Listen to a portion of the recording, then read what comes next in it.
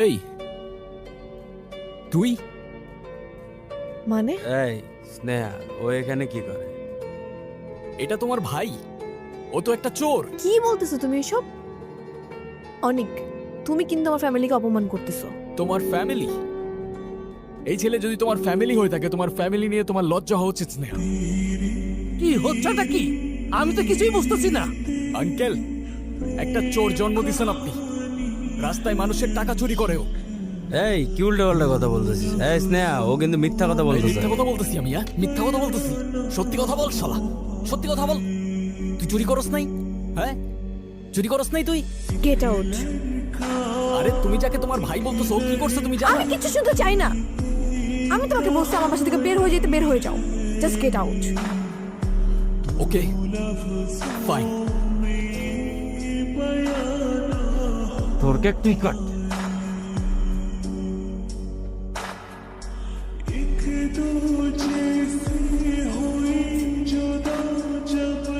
আমারে চলে যেতে বললে, এখন আবার আমাকে ডেকে এখানে কাঁদতেছো কেন?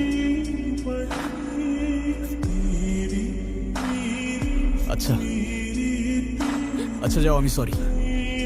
আমি বললাম তো সরি, এবার তো থামো তুমি। আর একটু বোঝার তো চেষ্টা করো। আমি এমনি এমনি তো আর রাগ করি নাই।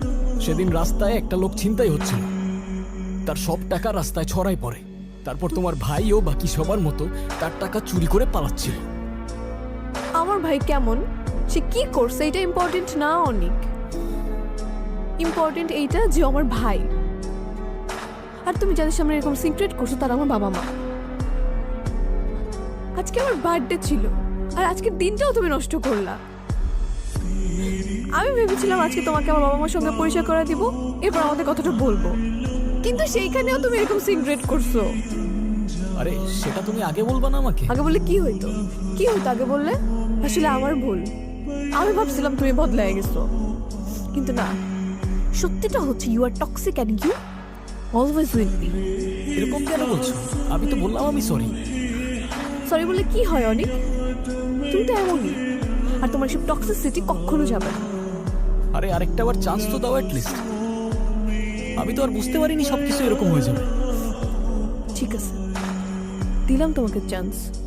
1 বছর আমি অস্ট্রেলিয়া চলে যাবো বড় আপুর কাছে। এই 1 বছরে আমি তোমাকে না করব ফোন না মেসেজ। যদি তুমি এই 1 বছরে নিজেকে চেঞ্জ করতে পারো, তাহলে 1 বছর পর ঠিক এই দিনে, এই সময়ে তুমি আমার সাথে এই জায়গাতে দেখা করবা। আরে এসব কি বলতো?